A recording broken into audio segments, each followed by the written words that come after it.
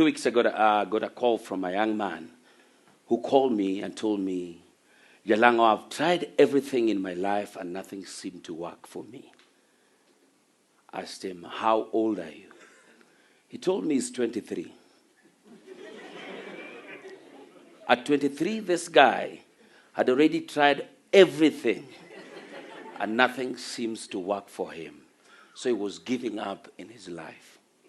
At 23, I was a fisherman and a fishmonger in Homa Bay town. That is where I began my story. I was a fisherman who would go to the lake, cast our nets in the middle of the night, in the morning pull the nets and sell fish to the women at the show. That same picture that maybe some of you have been seeing going around on social media, that was me at the beach of Homa Bay selling fish. How did I end up being a fishmonger? I went to Homa Bay Lake Primary School, P.O. Box 217. 217 Homa Bay. That is where it all began. Born up in an average family, growing up, today there's food, tomorrow there's no food, there's rent today, tomorrow the house is locked. But then I did my KCPE. And when I did my KCPE, I got a calling to Maseno School. And you know how it used to be a long time, that you could not get a chance to go to Maseno School or any other national school if you didn't have the money or you didn't get there in time or your chance would be taken. So my dad tried to put all the resources that he had together and we headed to Maseno School. When we got to Maseno School, it was a week later. The calling day had gone and I'd lost my chance to join Maseno School. I saw my dad pull my box, I was wearing my Maseno School uniform, and we left Maseno School. The only dream that my dad had, that this would be the way that will open doors for this humble family. We left, and I went to Barkanyango Secondary School, P.O. Box 14, Nyamonye.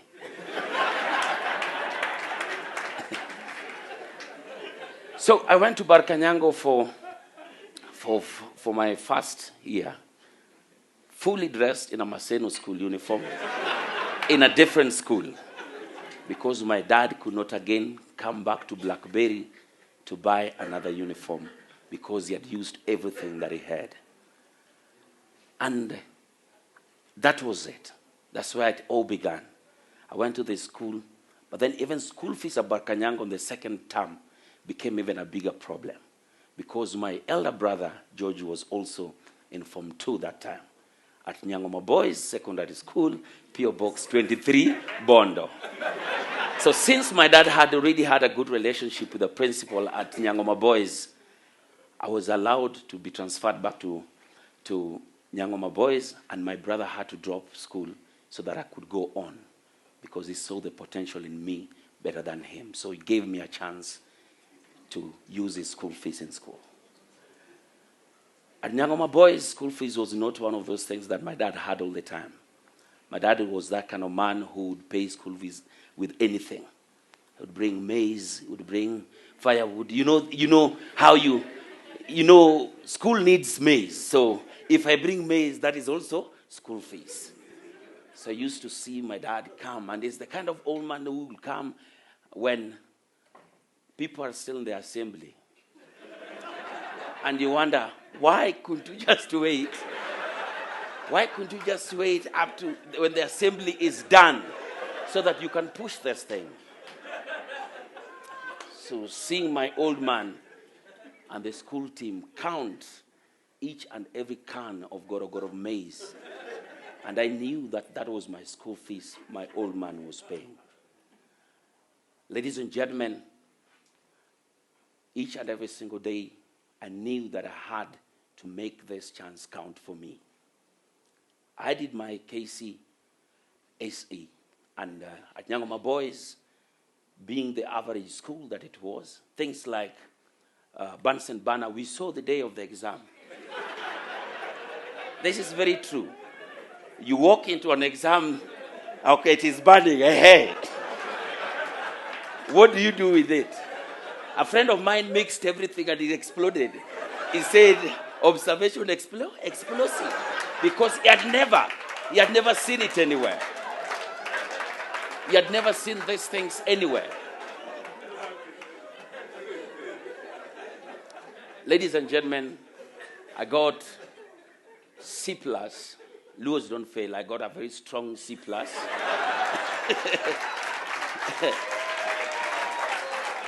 Then, with my C+, a C+ at Nyangoma Boys High School is an equivalent of an A-plane at Starehe or any other places. Yes. Why that I was at Maseno at that time, I would have gone and got myself a what? An A-plane. But I was at Nyangoma Boys, and armed with my C+, I went back home. I went back to Homa Bay, and there was this 1 year period where guys wait to later join the college, and all the people around me, the young men we grew with, went to the colleges, universities. And at this point, I asked my dad, when am I going to college? My dad has never laughed like that. He told me, you've seen what I've gone through trying to take you to college. What in your sane mind thinks, high school, what in your sane mind thinks I can even afford to pay your college fees? That's how I got myself working at Capital Fish Kenya Limited in Homa Bay.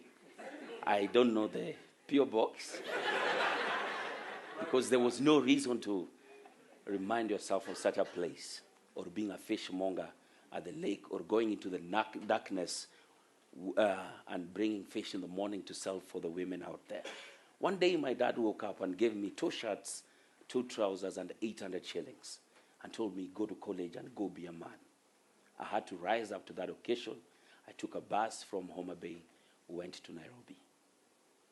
When I landed to Nairobi, he had organized a few guys who were his friends he had met a long time ago, who were already in Nairobi at that time. When I went to Nairobi, the first place I landed was at Lavington.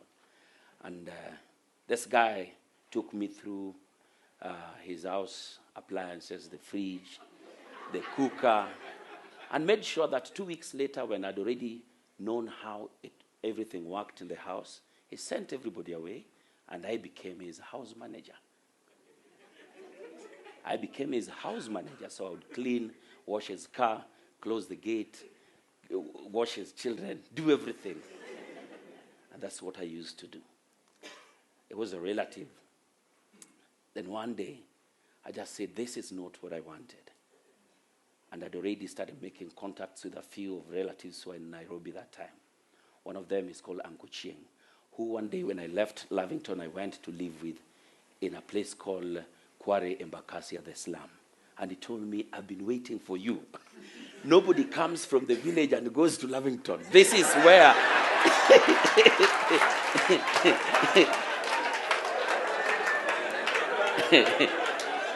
This is where it all begins. This is where it all begins. So I started staying with him in his house. In his house, that's where I stayed with him. But I knew that I had this passion of acting, which from high school and everywhere, I knew that this is what I wanted to do. But then through acting or wanting to go, I didn't know where to start from. And even before I started going to the National Theatre, I'd done every single manual job in Nairobi. Mjengo, osha gari, kwanza mjengo mbaya, ile ya kubomoa. Wacha kujenga. You know, done almost every single manual job just to try to make sure that we had food on our table. But I give it back to Uncle Chieng, who each and every single time, even after working at industrial area, still used to give me fare to go to the National Theatre to pursue my passion. So one day, I got a chance to the auditions. And when I auditioned, I was taken to the second cast. There's always the first cast and the second cast. So in case the first cast, somebody gets sick or ill, you can always take the role. And we were doing the set books. This was after almost 3 years. Nobody was getting sick or leaving. Nobody was leaving from the first cast. So I was back and forth, still going back to do my manual jobs, coming back to the National Theatre without giving up, knowing where my passion and what I wanted to do was lying at that point. So what happened, one day we were doing the set books, and the students came in large numbers, and the show was really big. Then everybody was paid. And one person in the main cast decided to go drinking that night. So the next day, the students came again. It's a big show, but this guy is missing. And he was playing one of the lead roles in that show. And because the students had to go back to school and time was running out, I got a chance to step in. And I told God, this is the only chance that I've been waiting for. Give me the courage to prove that, you know what, I'm already and ready for this. So everybody in the cast said, let's see what this guy will do. So they came by the wings of the theater or the curtains to see how I was going to spoil their big play because I was a no one. And to date, I still remain one of the best Swahili narrators at the National Theatre. Because when I got on that stage that day, I gave it my all. And to date, I still remember every single word of that show. I went on that stage, and it was the opening, and I said, karibuni sana katika mwisho wa kosa. Ni riwaya iliyoandikwa na Z Bruani na kuchapishwa na Longhorn Publishers. Na kwa idhini ya Longhorn kunakiliwa kwa tamthilia. Naye Bwana Jasper Okda, mkurugenzi wa kikundi maarufu Jicho 4 Productions. Kikundi kinachojishughulisha na uigizaji jukwani vitabu vya fasihi katika shule za upili nchini Kenya. Ili tujue ni msika yupi aliyotenda kosa lipi na vipi na lini na kwa nini. Jiunge nasi toka hapa hadi ufuoni mwa bahari. Meli yetu, you understand?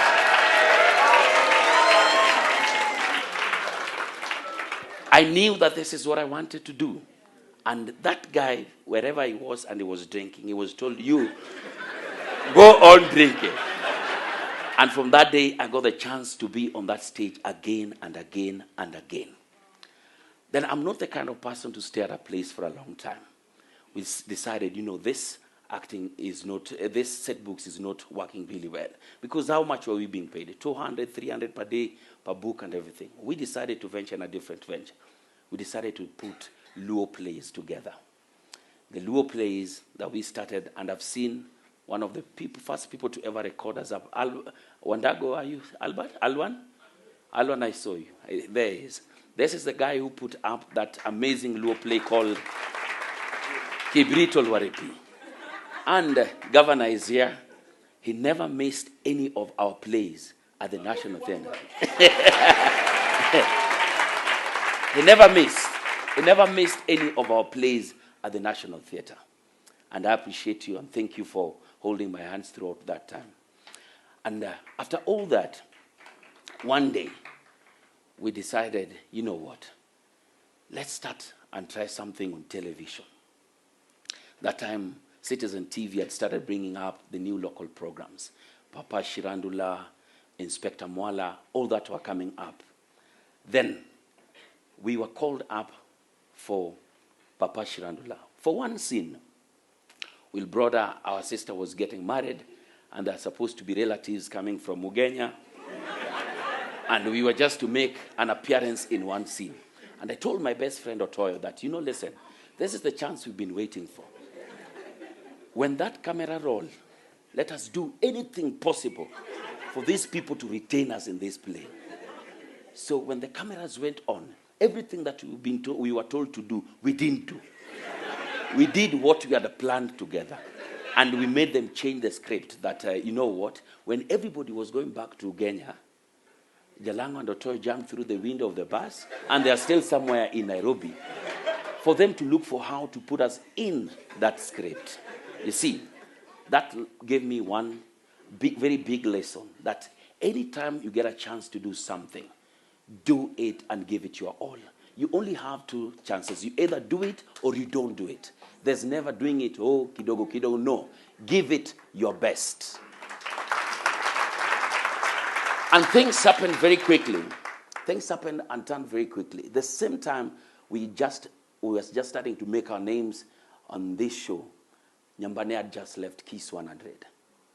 And Kiss had called out for the search of the person to replace Nyambane. So you know how KISS was big and is big at announcing such a vacancy. And people came, 1,001 of them. And the first thing that happened is a crowd like this, they came out and said, thank you so much for coming. If you have a degree, step to the left. If you don't have, step to the right. Remember, mimi na degree.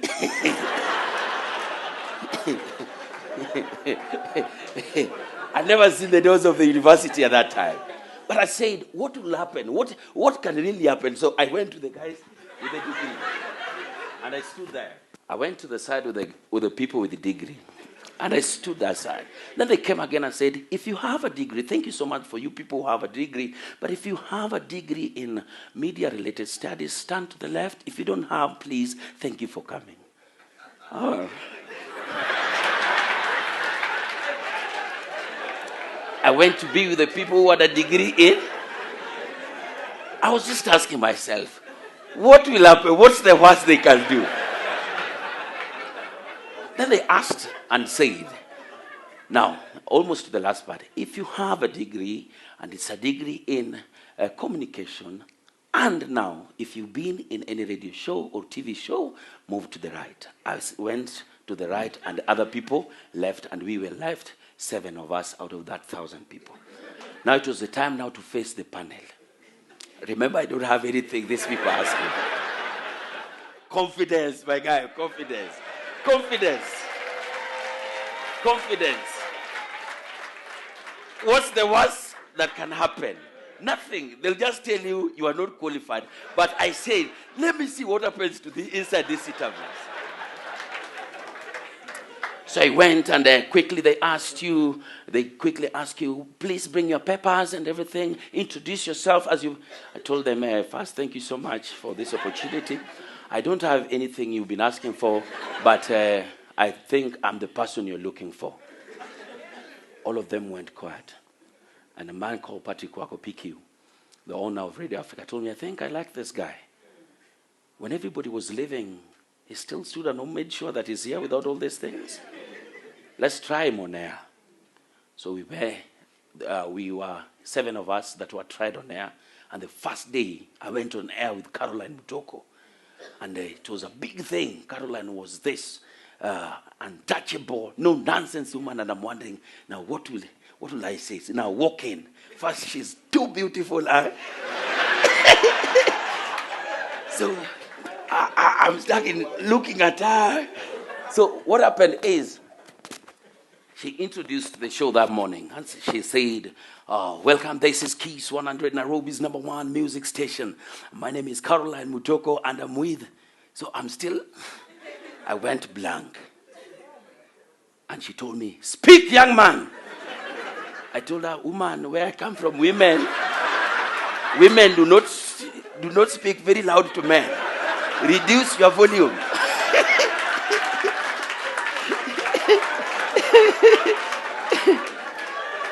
So she switched off the microphone and told me, nobody has ever told me anything like that. But I think I like you. Are you ready now? So we went on, and the trials went on. All these guys were tried, and it got to a point where everybody was being dropped.